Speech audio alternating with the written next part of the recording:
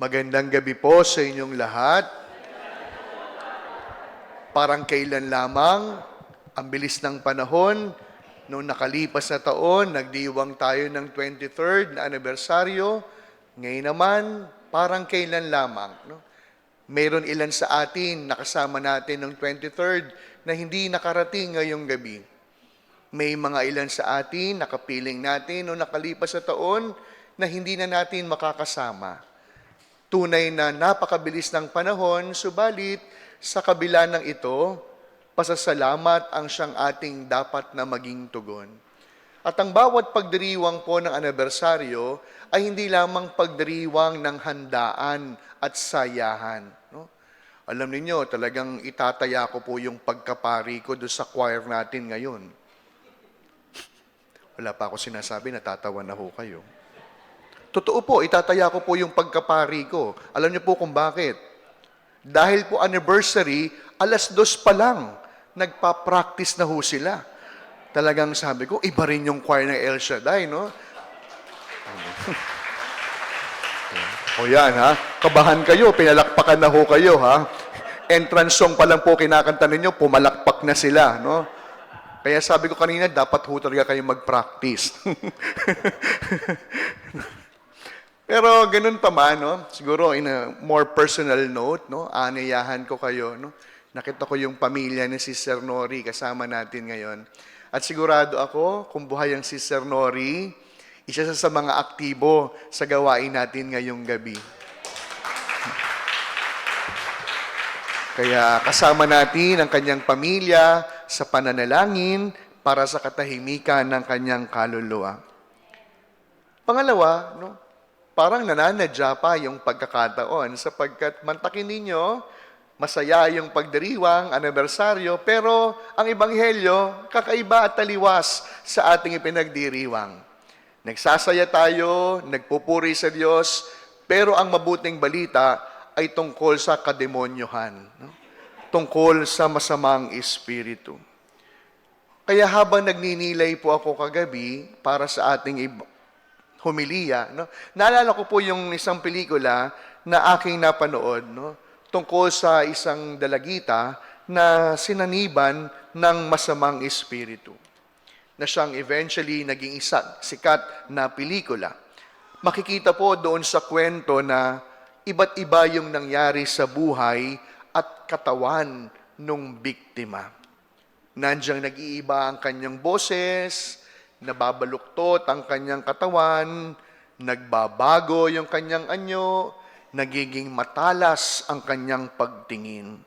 At hindi lamang iyon, yung babae, nagiging sobra ang kanyang kalakasan. Kaya ano pong ginawa nung pari doon sa pelikula? Nagsagawa po yung pari ng tinatawag nating exorcism.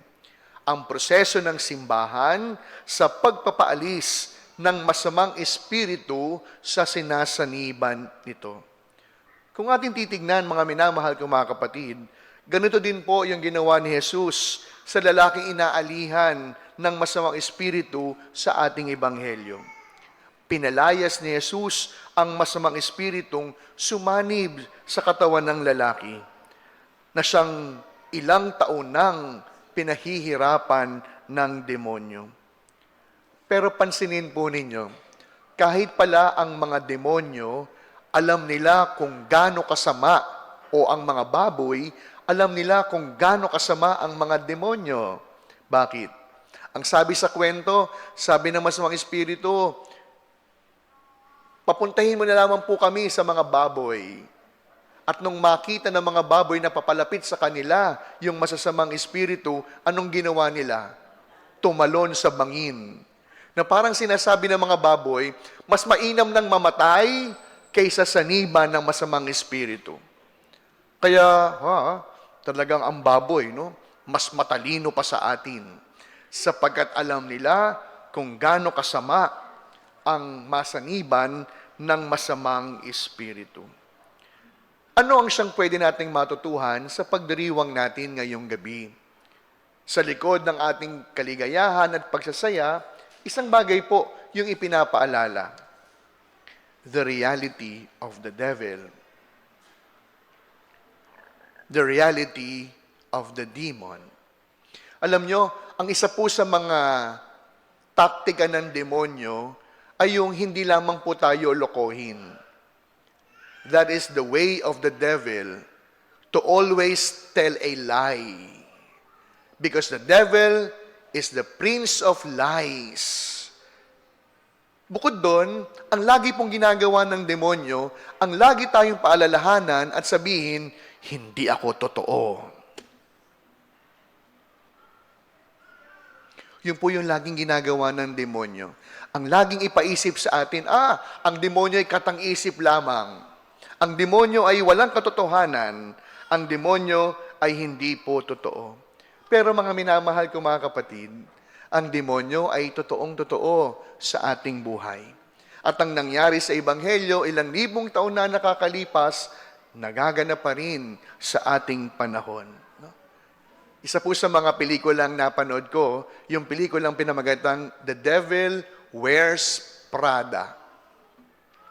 Of course, it is not about the devil who literally wore the Prada brand. Pero, anong ibig ko pong sabihin? Normally, sanay tayo na ang demonyo yung pangit, yung nakakatakot, yung may sungay, yung may buntot, yung merong hawak na malaking tinidor.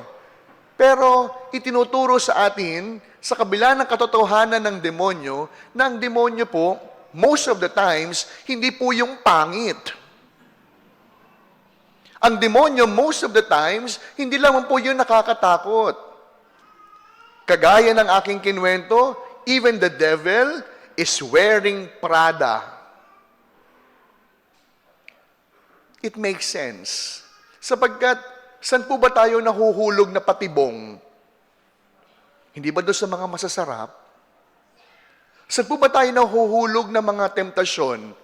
Hindi ba doon sa mga magaganda? Saan po ba tayo nahuhulog na mahulog sa bitag? Hindi ba doon sa mga madadali? Kaya ito po yung pangalawang paalala po sa atin sa pagdiriwang natin ngayong gabi. Ang demonyo ay totoo. At ang demonyo, hindi lamang po yung nakakatakot at pangit, kundi ang demonyo, upang malansi at maloko tayo, magpapakita siya ng maraming maganda. Kaya nga po siguro, ngayon, mainam, mga minamahal ko, mga kapatid sa El Shaddai, no?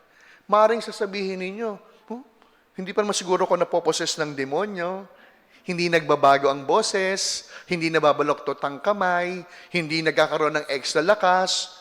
Pero ano po bang ibig sabihin kapag sinaniban ka ng masamang espiritu? Isa lamang, inilalayo ka sa Diyos.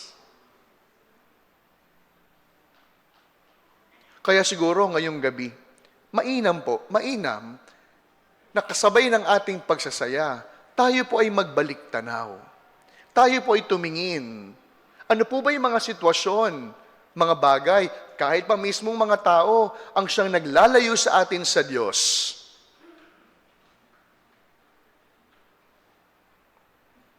Marahil sa inyong paghahanda dito sa inyong anibersaryo, may mga tao dahil siguro, halimbawa, talagang driven sa paghahanda, yung pala nakalimutan na makipagkapwa. Sa sobrang passionate sa paghahanda, nakalimutan ng maging charitable sa kanilang pananalita. Hindi naman nababaloktot ang iyong katawan, hindi tumatalim ang iyong paningin, pero ang bawat salita, nakakasugat, nakakasakit. At ang mga bagay na ito, ang siyang naglalayo sa atin sa Diyos. Kaya mainam po, sa pagdiriwang po natin ng inyong anibersaryo, ano po ba yung mga bagay na naglalayo sa akin kay Jesus? Isang kasalanang hindi pa naikukumpisal? Isang taong hindi pa kayang patawarin? Isang bisyo na hindi pa kayang mabitiwan? Pangalawa, kung ating titingnan, bakit kaya ang demonyo ay hindi makalapit sa Diyos? Gayong ang Diyos ay Diyos ng awa at pagmamahal. Isa lamang ang dahilan. Sapagkat ang demonyo, mapagmataas. Marahil oo, punong-puno ang Diyos ng pag-ibig, pagpapatawad, na handa niyang ialay at ibigay sa bawat isa, pero kung hindi naman tatanggapin ng demonyo, baliwala ang kanyang awa at pag-ibig na iniaalay. Kaya alam ninyo, no, ito po yung pangalawang bagay na dapat natin patuloy na binabantayan, hindi lamang sa sarili, kundi mismong sa inyong mga grupo. Yung pagiging mataas. Ako leader dito, follower ka lang. Yan. Ako in charge dito, huwag kang magsasalita, ako lang.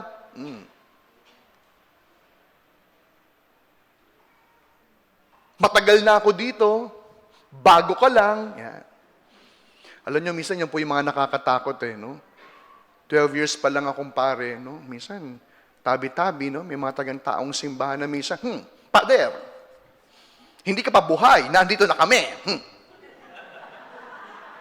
O di ba parang relate na relate kayo, di ba? Pader, hindi pwede yan. Nabili namin ng simbahan, kami masusunod. Naku. It is pride that made an angel fell from the sky. But, what is the antidote for pride? Humility. If pride can turn angels into devil, it is humility can turn humans into saints. Kaya, yun po yung biyayang hihingin natin ngayong gabi. No? Yung biyaya na huwag lamang makontentong, hallelujah, praise the Lord. Amen, amen. Di pa ako tapos, amen, Father, amen, amen. Pero tignan natin sa ating pamumuhay. Yung bang aking pamumuhay ay naaayon sa konong inaasahan ni Yahweh El Shaddai? Maaring hindi nga tayo napoposes ng masamang espiritu, pero marami namang bahagi ng ating buhay ang naglalayo sa atin sa Diyos. At pangalawa, hingin po natin sa ating pagdiriwang bilang regalo sa misang ito, ang biyaya ng kapakumbabaan. Sabi po ni St. Thomas Aquinas, humility is the foundation of all virtues. Anong ibig sabihin? Kapag mababa ang iyong loob, madali para sa iyo ang magpatawad. Kapag mababa yung loob mo, madali para sa iyo ang maglingkod. Kapag mababa yung loob mo, madali para sa iyo ang sumunod. Ayan, amen na naman ang amen. Hindi naman sinasabuhay. Tama. Kaya sa pagpapatuloy po ng ating pagdiriwang, nagpapasalamat tayo sa Diyos, papasalamat tayo kay Yahweh El Shaddai sa pagkataguyod ng ating pamayanan sa loob ng 24 na taon. At sa misang ito, humihiling tayo ng kanyang patuloy na biyaya, paggabay at pagpapala. Na huwag sana tayong dumating sa punto na tayo ay malalayo sa Diyos sapagkat tayo ay sinasaniban ng ibang espiritu. At ang tanging sagot upang magpatuloy sa buhay kapiling si Yahweh El Shaddai, walang iba kundi ang biyaya ng kapakumbabaan bilang gamot at sagot sa pagiging mataas.